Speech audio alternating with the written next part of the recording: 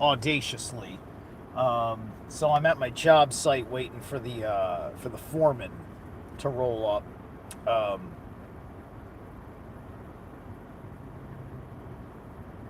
and I gave him a call to let him know that I was here, making sure I was at the right place. So so I have an idea of when he's showing up, and he thinks it's awesome that I'm here early. So life is good.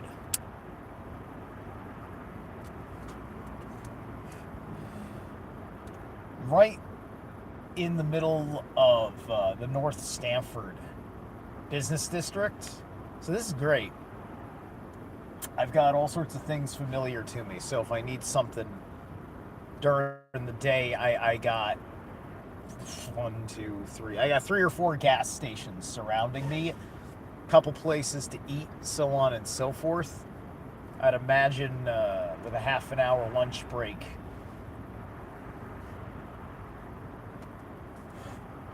and depending on how much of a fucking pain in the ass this guy is, different jobs um, require different levels of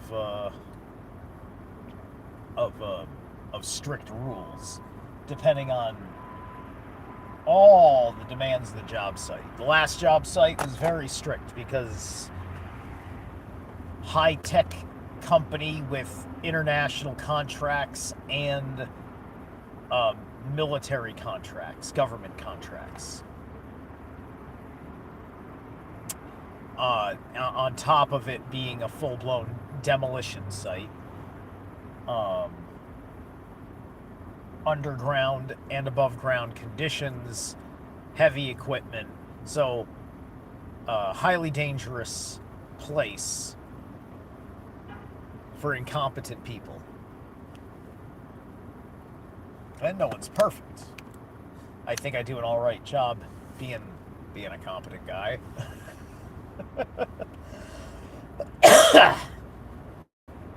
um, so, I hope you guys tuned into my Bruce McDonald interview. Um, and I may or may not do.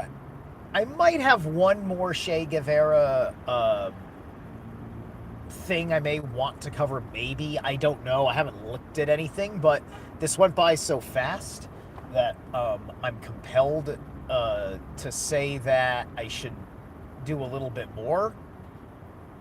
I'm not sure how much more I need to cover, which is why my conversation with Bruce wasn't strictly about Che, which is why it was a conversation with Bruce, because I didn't need Bruce to be a Che guy. I just needed a guy who understood South America psychologically and spiritually, and who understands the deeper conversation I am having. And Bruce and I have the best fucking history of podcasting.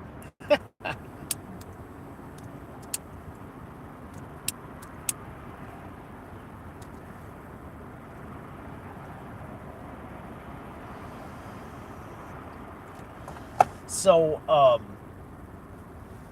once I am certain, if I am not already done with basically my socialism arc that I've been with Saul and Che over here, I'm probably going to take a break from hard podcasting like that, unless I got interviews and things, which I do have something coming up. Actually, I'll mention it now. Yeah, good time to mention it. The 30th, Sunday the 30th, about 4 p.m. Subject to change, but I'm going to be doing a special presentation of a esoteric breakdown, or really it's more of a deep spiritual psychology breakdown of the substance. And I'm going to have 2 of the best fucking people in the world I can think of to have this conversation about beauty,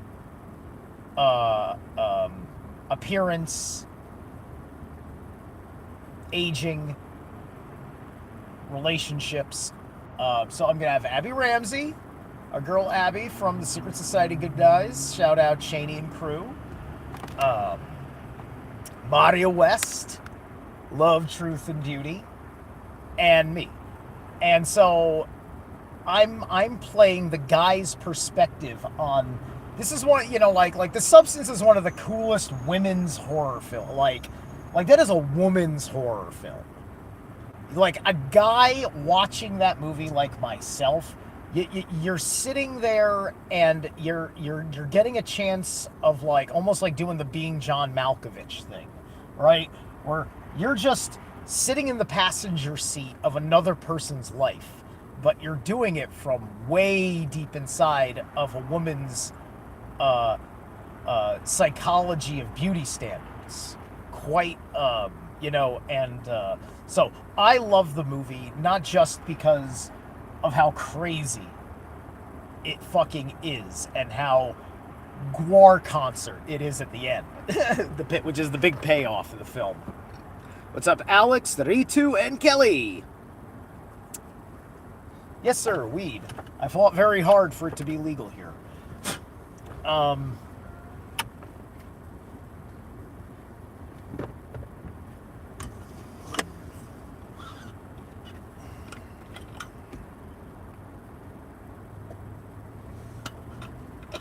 And so, Abbie is, I don't know, Abbie might be younger than me, I think. Maybe. She's got a couple of kids, though, right? Well, so she's, but both of these are ladies that are, because I don't have someone I don't have a friend who's going to come on, who's going to be somewhere around Margaret Qualley's age, right? There's a couple of girls I could think of that if I knew them would probably be the kind of people I'd want to have on to talk about this kind of stuff. But I don't know anybody who's on the consciousness spectrum that could talk about this thing that I could get in contact with, right? But Abbie's got her girls in real time, and she is in a place where she's really keeping up with her body, and Maria used to keep up with her body too, and she's in her crone years. Abbie's in her mother years, and we're gonna be probably like I'm actually gonna ask Abbie, hey Abbie, like you got elder daughters, right? Maybe like I'm gonna ask her. I'm gonna ask her if she wants any of her elder daughters to share their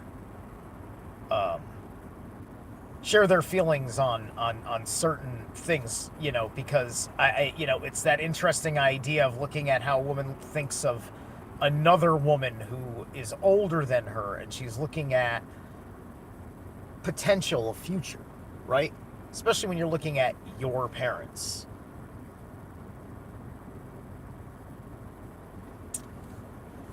So yeah, so we're going to be talking about, what's going on, like, because it's very much, the movie very much directly confronts, it directly confronts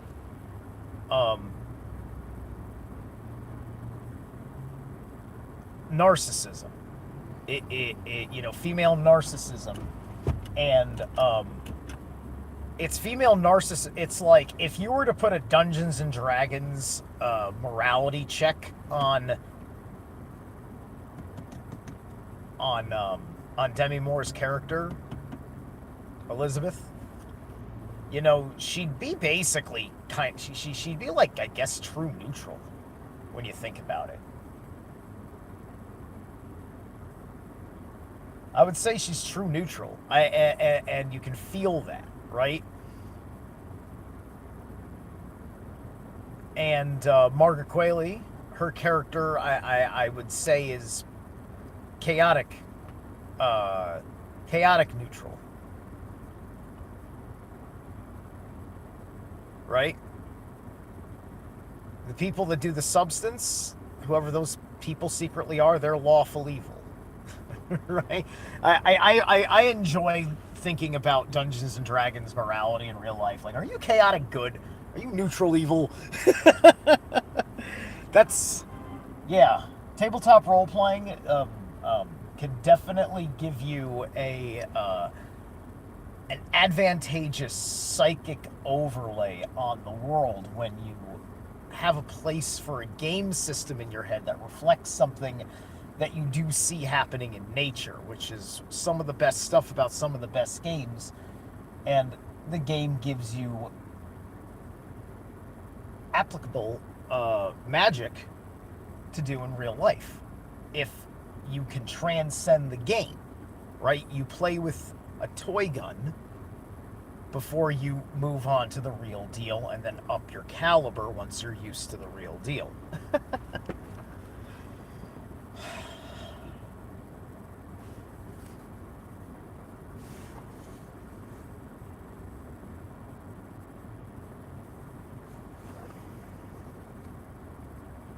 But anyway, so my point is, Sunday the 30th, I'll be doing a deep spiritual, psychological breakdown of the substance with Marja West and Abbie Ramsey.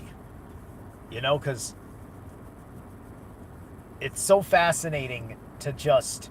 It's as fascinating to talk about what happens as it is fascinating to talk about how, like, you're watching the most unavoidable, like, tragedy. You know, it, like, it's just like, it's the ultimate bitch did it to herself fucking movie. It's probably the penultimate bitch did it to herself movie. That's part of the fun of it. It's like she's her own bad guy. And, you know, it's like you're your own bad guy and you're your own last or final girl. Well, there's no real, this isn't a final girl story, but it's kind of like a final girl story. Yeah. Anyway, there's a lot going on in the world. I'm not interested in commenting on any of it this morning. Probably could have gotten a little bit more sleep, but I had to make productive things of my evening as much as I could.